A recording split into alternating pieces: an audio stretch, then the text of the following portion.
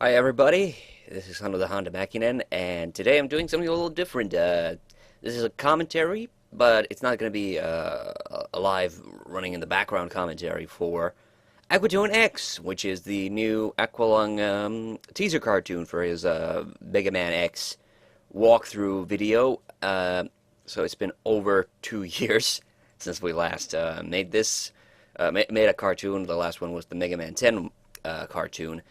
And well, the reason I'm not doing this live, I'm just gonna play a little bit of it at a time, stop it, and then talk about it because the whole video is only 2 minutes long. So if I did it live, I would only have 2 minutes to tell you the whole interesting backstory of it. So I'm gonna be just pausing it here and there.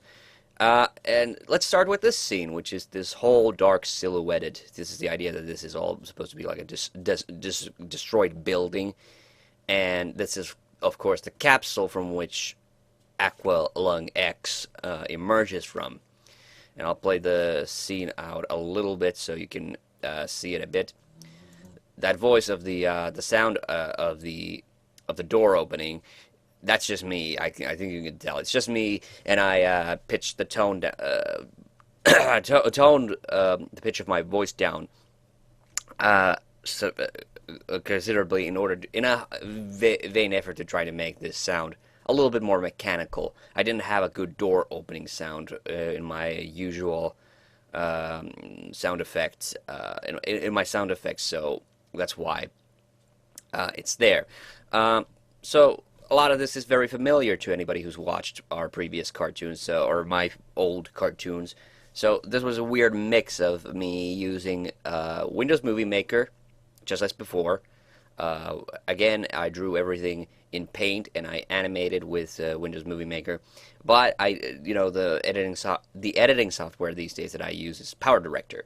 So a lot of the fine tuning, the finalization of the video finally happened in Power Director, where I put together all the text effects. Obviously, those are from Power Director and everything.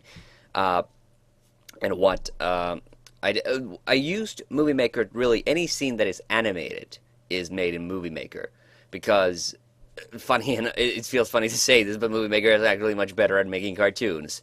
And this scene was not in any of the scripts. Anywhere in the script was there this scene of this capsule opening.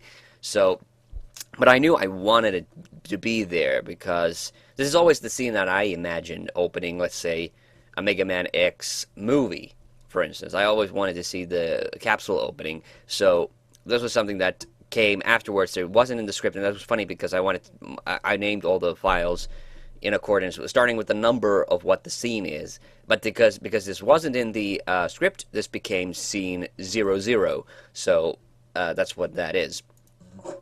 And this little gag, I also came up with that. He was sent from the past to save the future of And this line, he was sent from the past to save the future of the past, was kind of the clutcher, I guess, the thing that sold this idea to Ken, because obviously with Ken we always have that brainstorming session before we make the final script where we talk about our ideas.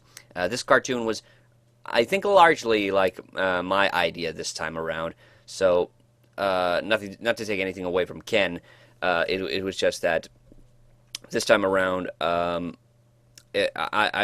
because the idea behind this cartoon was based on kind of a rejected idea that we had for the Mega Man 6 cartoon.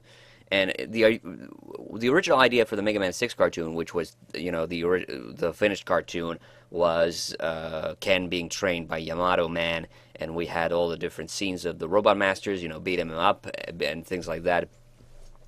But the original idea for that cartoon had been for us to do a movie trailer.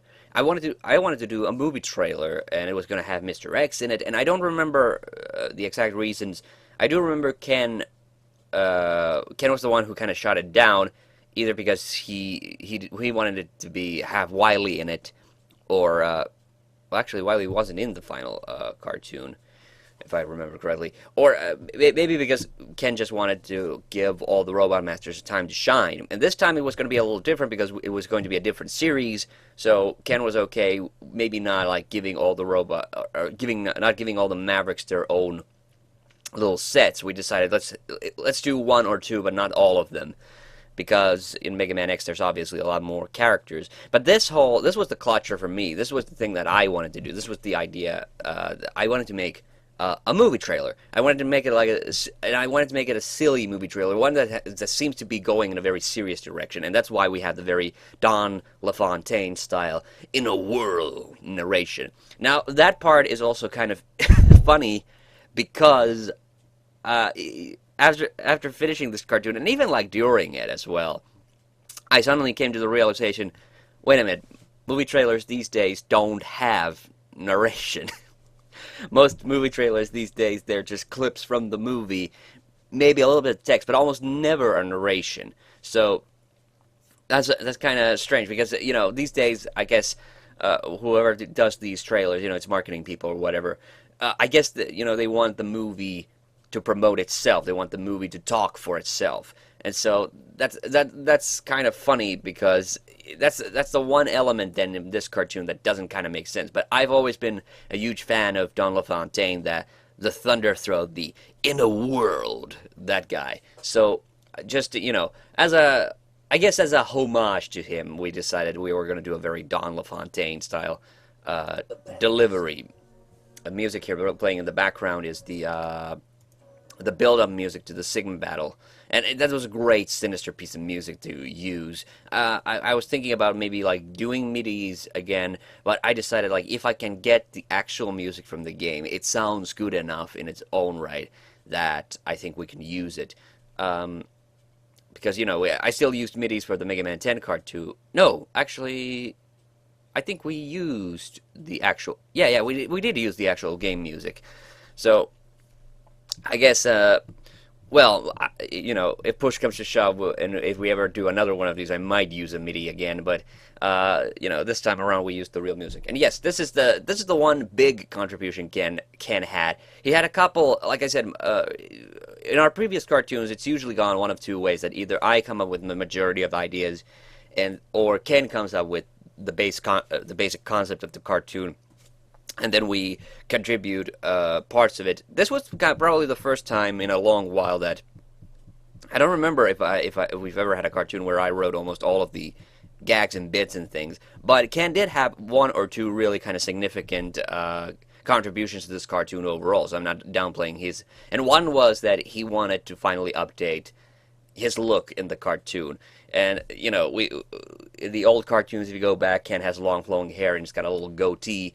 And he wanted to, you know, because we were going to do a new series anyway. He thought it was about time to update his look to more like what he looks like these days. And this is a rough approximation of how he looks like. So he still has, you know, a slight, you know, in places long hair. You know, it's still kind of flowy, and he does have a beard. It's not quite as full as this. But, you know, it gives you the idea. It gives you the idea. And, of course, the Mega Man X armor. I've never done a cartoon with the Mega Man X characters, but I've drawn a lot of Mega Man X style characters before. So, it wasn't too far off for me to do. And this was another pivotal line for me, was that idea that Ken waking up in the capsule, seeing the future, you know, and is completely out of it. I shall destroy all inferior game.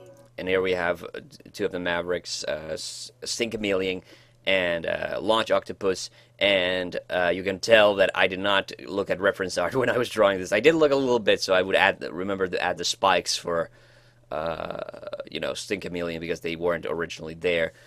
And I went a little crazy with the Sigma symbols. I mean, I know it's on everything, but I think I put it also in a few places where it's actually not. So we didn't give all the Robot Masters like individual bits or anything, but we decided that we were going to try to give them like background cameos and whatnot. And here's my Sigma. No more, you two. And kind of an interesting point. note here that this is supposed to be a North American Super Nintendo cartridge. I, of course, being European, this is not what a SNES cartridge looks like to me, but I decided to go with it because I felt like the majority of Ken's audience was going to get what this is. And the sound effect you hear for it when he crushes it is actually 3 different clips of me ripping paper, put over each other. So it's that's what that sound is. And this is another great. There was a lot of the thing about doing the trailer was, of course, that there was a little risk I felt at the start that, that these bits were going to be too fast. They're not going to be funny enough. But they worked out, and this is one of the things. This was one big thing I did want to make sure we would continue kind of the tradition of Mega Man 10, where there were a lot of background animations. So here we have the fiery background, and we have Zero's hair flowing in the wind. When I animated these scenes in Windows Movie Maker, I think that a lot of the pieces of dialogue had much longer pauses initially, and what I did with Power Director was then kind of cut the pauses in half, usually, or take some of them out so that the trailer would flow a lot better, because the trailer has a lot more urgency to it. And yes, that's me doing the voice of Zero on this one. So because otherwise this is just a scene of 2 guys standing around and talking like we've done so many times. So I decided let's just have a really added level of detail to that. And then we come to the Vial scene. This I'm not really happy with how this turned out, but it served the cause, because it's all about Ken there pointing his finger and then getting grabbed. And it's kind of funny because this was the final part of this scene that I finished, so it looks a little weird, honestly. And there's this is one of the I haven't done a copy paste element in my cartoons in a long while. I don't remember, at least. So this whole arm was actually drawn separate from everything else. Because in Paint everything has to be on screen. I think you can tell. I think if you go back and look, you'll notice that his shoulder pad, shoulder pad kind of changes shape a little bit when he gets grabbed, but that's okay. The sound effects in this particular sequence are all classic ones from our previous cartoons, and this is a complete vanity shot. And the reason it's in here is because I animated it, because it was supposed to indicate, okay, the idea I had for this scene was Ken was talking and Vial was getting pissed, and that's when his red eye shows up. So, but I realized, only after I've drawn these frames of animation that, oh wait, he literally only says one sentence, he doesn't even get to finish it. So, there's no point to this whole close-up. This is entirely just a vanity sequence I put in, because I didn't want to waste those bits of animation. My thought was, if it broke up the continuity the scene too much, because this is obviously supposed to be the opening scene from the intro stage of the game, so that's the only reason why it's in there. And that was, if we go back a little bit, that was Ken doing the voice of Vial, and he wanted to do the voice of Vial, and so I let him. And I like these face-off scenes. I've always liked scenes in cartoons or anything where characters just literally are standing up against each other, facing each other off. And this is the most complicated sequence, this whole Storm Eagle bit. Although the big danger here, the big thing that we had to do here was just getting those lines to look like wind was blowing past. But I was still really worried about it. But this was the most elaborate joke sequence we had, and this is the longest sequence of the cartoon.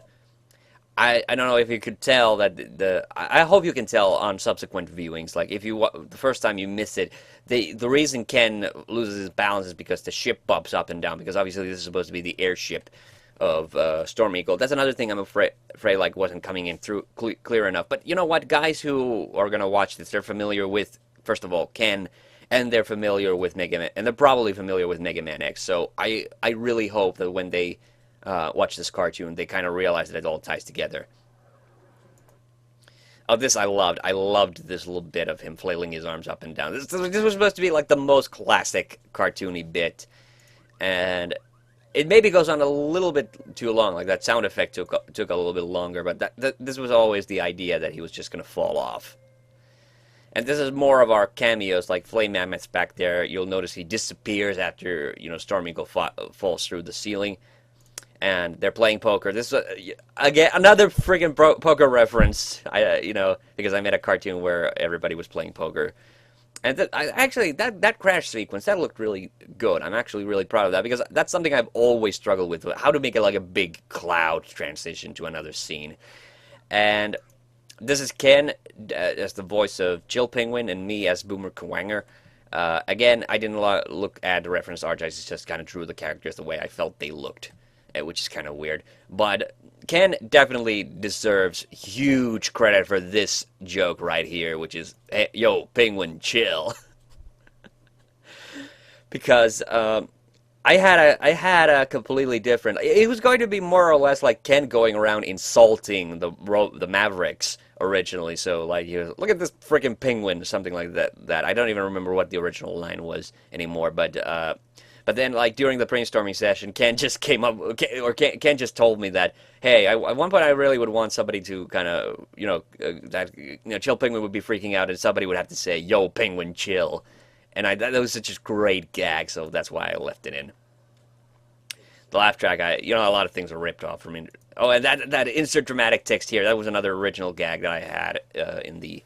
And it was because I did envision that there would be dramatic text all over the place, so that bit was there. Okay, this joke may be a little too obscure for some people, but it's actually referencing the Ruby Spears Mega Man cartoon, specifically the episode Mega X, which is where Vial, Spark Mandrill, and Mega Man X come back through time to the time of Mega Man. And that episode also has a very brief appearance from Sigma, who talks to them from the future somehow. I don't know even understand how that would work. But so, Spark Mandrill talks like once during that whole cartoon. He has one line of dialogue. And for whatever reason, probably because, it was just a one-off, whoever was doing his voice decided to do it with a slight, like, Arnold Schwarzenegger accent. And this is just a completely weird bit. So that's why Spark Mandrill sounds like that. So, and originally it was going to be... This was going to be just another throwaway bit, but I decided that, okay, that joke, most people might not get that joke, so we drew out the scenes with all the girly man, and that part, so that the whole Arnold Schwarzenegger-ness of the scene would really come through, and we really, really nailed it with this classic, Hasta la vista, baby, which of course is from Terminator 2. Oh, and this is... Actually, I don't remember if it was me or Ken who came up with this idea of me running out of breath in the middle of this the bucket list of adjectives that I was going to deliver. But I do think Ken had something to do with it. It might have been Ken who suggested that I should like run out of breath. My idea was probably just going through this whole exhaustive list of adjectives, and then of course the payoff is just the pull my finger, which was, from the very get-go, it was going to be pull my finger. So, something just completely juvenile. But I think Ken came up with that, that I should run out of breath, and he asked me to include one adjective. I don't remember which one it was, though. It was one of these, I think it was one of these latter ones that he suggested that I would include. Purell was probably my idea, because I wanted to use that, because Purell is such a strange word, it looks so great. And a little bit of detail that nobody is ever going to notice is like the little waves on the lightsaber. I wanted to desperately include the lightsabers more, but they only really come in the later X games, so that's why this was the one chance to really show it. And there's a lot of, again, another pause that I edited was once Ken like drops his eyelid to indicate disappointment, but even that little finger like that's still so much work to get done. Okay, like I said, all the scenes that have like animated bits, they were done in Movie Maker, so that was the idea, because the Movie Maker was just so much easier. But this whole sequence, which is supposed to be emulating the whole title screen sequence of Mega Man X, this was done in Power Director. And most of it looks really nice. I really like how these lines come together. But then there you could see that it's just a single white frame when it flashes into the X symbol, and that's something that I was surprised that Power Director couldn't pull off. There really isn't a good flash transition because I really wanted to just flash white and go into this. But yeah, that's what we couldn't do. But I wanted to use the original title screen because at the end I wanted the music to really pick up and get that action movie feeling. Like that's how I feel trailers should go. That there should be a calm period at the beginning, maybe something unexpected in the middle, and then the dramatic hammering before we announce the final name of the sequence. Again, we had another bit that we were going to go with, like with the narrator voice not being able to decide what the name of the cartoon was, like Mega Aqua X, Aqua Megalung X, fuck, and things like that. But in the end, I decided to go for the simple route because here, I decided to pull my finger as the final gag of the cartoon and just put this shiny thing at the end. But yeah, I hope you enjoyed the commentary, and I hope you enjoyed the cartoon as well. I'm TheHande Mäkinen, and see ya.